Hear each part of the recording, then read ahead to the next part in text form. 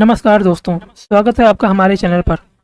दोस्तों, दिल्ली के लाल किले के पास हुआ धमाका सिर्फ एक आतंकी हमला नहीं था। अब संयुक्त राष्ट्र की एक रिपोर्ट ने इसे अल-कायदा के साउथ एशिया नेटवर्क AQIS से भी जोड़ा है।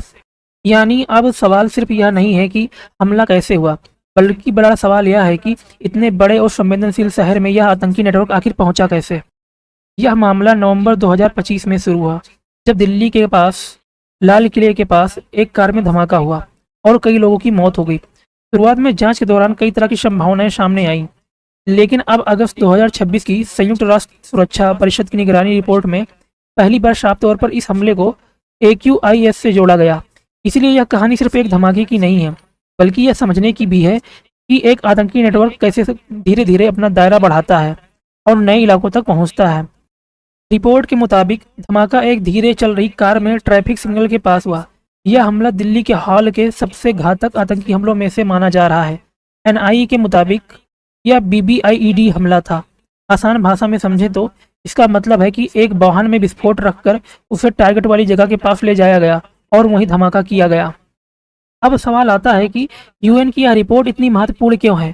तो दोस्तों, UN की यह रिपोर्ट इसलिए महत्वपूर्ण है क्योंकि यह किसी स्थानीय मीडिया की खबर नहीं है, बल्कि संयुक्त राष्ट्र सुरक्षा परिषद की निगरानी व्यवस्था द्वारा तैयार की गई रिपोर्ट है। रिपोर्ट के मुताबिक AQIS पहले एक बिखरे हुए आतंकी संगठन की तरह काम करता था, लेकिन अब यह पूरे क्षेत्र में सक्रिय एक बड़े आतंकी नेटवर्क के रूप में विकसित हो चुका है। सबसे चिंता की बात यह है कि अब यह बड़े बड़े आतंकी समूहों के बजाय छोटे छोटे गुप्त सेल और पैसे व सामान पहुंचाने वाले नेटवर्क के जरिए काम कर रहा है। अब अगर टाइमलाइन की बात करें तो 10 नवंबर 2025 को दिल्ली में धमाका हुआ। इसके बाद NIA ने जांच तेज कर दी। मई 2026 में NIA ने 10 आरोपियों के खिलाफ करीब 7500 पन्नों की चार्जशीट दाखिल की। फिर जून 2026 में 3 और आरोपी के खिलाफ चार्जशीट दाखिल की गई। इससे चार्जशीट का सामना करने वाले आरोपियों की कुल संख्या 13 हो गई। और अब अगस्त 2026 में संयुक्त राष्ट्र की रिपोर्ट सामने आई, जिसमें इस हमले को AQIS से जोड़ने की बात कही गई। यानी जांच आगे बढ़ने के साथ इस मामले में AQIS कनेक्शन की तस्वीर और साफ होती गई।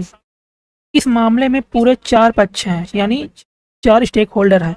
पहला AQIS, जिसे संयुक्त राष्ट्र की रिपोर्ट ने इस हमले में जोड़ा है। दूसरा है NIA, जो मामले की जांच, सबूत जुटाने और आरोपियों के खिलाफ केस तैयार करने का काम कर रही है। तीसरा है स्थानीय और क्षेत्रीय मददगार नेटवर्क, जिसमें आरोपियों को छिपाने वाले लोग, जरूरी सामान और मदद पहुंचाने वाले लोग और कट्टरपंथ से जुड़े संभावित संपर्क शामिल बताए गए हैं।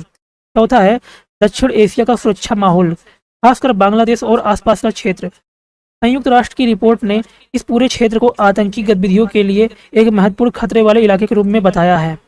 अब अगर पैटर्न की बात करें तो यह मामला सिर्फ एक धमाके तक सीमित नहीं है, बल्कि आतंकवादी गतिविधियों के एक बड़े पैटर्न की ओर इशारा करता है। इसमें छोटे छोटे आतंकी सेल, सीमा पार से मिलने वाली प्रेरणा, स्थानीय लोगों की भर्ती और पैसा जुटाने के नेटवर्क जैसी चीजें शामिल हैं। UN की रिपोर्ट में यह भी कहा गया कि AQIS और ISIL जैसे आतंकी संगठनों ने रासायनिक और जैविक हथियार विकसित करने में रुचि दिखाई है। हालांकि तकनीकी मुश्किलों के कारण वो इसमें पूरी तरह सफल नहीं हो पाए। यानी खतरा सिर्फ पारंपरिक विस्फोटकों तक सीमित नहीं है, बल्कि आतंकवादी संगठन दूसरे खतरनाक तरीकों में भी रुचि दिखा रहे हैं। अब सवाल आता है कि यह हमला लाल किले के पास ही क्यों किया गया। दोस्तों, लाल किले जैसी जगह सिर्फ एक ऐतिहासिक इमारत नहीं है, बल्कि इसका देश के प्रति बहुत बड़ा प्रतीकात्मक महत्व भी है। सुरक्षा के लिहाज से यह बेहद संवेदनशील जगह है। इसी जगह पर हमला होने से पहले लोगों की जान नहीं जाती, बल्कि इसका असर राजनीति, मीडिया और आम लोगों के बीच डर पर भी पड़ता है। इसी वजह से आतंकी संगठन अक्सर ऐसी मशहूर जगहों को निशाना बनाने की कोशिश करते हैं, जहां हमले का असर सिर्फ धमाके तक सीमित न रहे, बल्कि पूरे देश में दिखाई दे। अब सबसे बड़ा सवाल यह है कि क्या AQIS दक्षिण एशिया में अपने नेटवर्क को और फैलाने की कोशिश करेगा। UN की रिपोर्ट में बांग्लादेश में इसके छोटे छोटे सेल बनाने को लेकर चिंता जताई गई है। ऐसे में निगरानी बढ़ाना, आतंकियों की फंडिंग पर नजर रखना और सीमा सुरक्षा एजेंसियों के बीच बेहतर तालमेल पहले से ज़्यादा जरूरी हो गया है। भारत के लिए भी यह मामला एक बड़ी चुनौती है, क्योंकि अब खतरा सिर्फ किसी एक हमले तक सीमित नहीं है, बल्कि एक पूरे आतंकी नेटवर्क से है, जो अलग अलग जगहों पर छोटे समूहों के जरिए काम कर सकता है। यही भारत की आतंकवाद रोधी रणनीति के लिए एक बड़ा टेस्ट है। लाल किले के पास हुए धमाके की कहानी अब सिर्फ एक स्थानीय आतंकी घटना नहीं रह गई। मामला अब अंतर्राष्ट्रीय स्तर पर आतंकी संगठन से जोड़ने तक पहुंच गया है। NIA की जांच अभी भी जारी है और आरोपियों के खिलाफ दाखिल चार्जशीट में से साफ है कि मामला अभी खत्म नहीं हुआ है।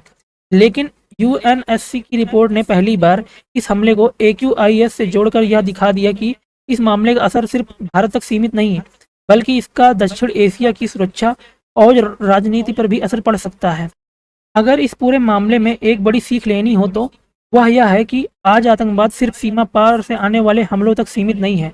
अब आतंकी नेटवर्क पैसे, इंटरनेट और आपसी संपर्क के जरिए भी अपनी गतिविधियां चला सकते हैं। इसीलिए ऐसे मामलों से निपटने के लिए जांच एजेंसियों की कार्रवाई, खुफिया जानकारी और दूसरे देशों के साथ सहयोग तीनों बहुत ज़रूरी है। दोस्तों, अगर आपको यह मेरी वीडियो पसंद आई है, वीडियो को लाइक करें, शेयर करें और चैनल को सब्सक्राइब करें। आपको यहाँ पर पॉइंट टू पॉइंट ही खबरें देखने को और सुनने को मिलेंगी। बहुत बहुत धन्यवाद।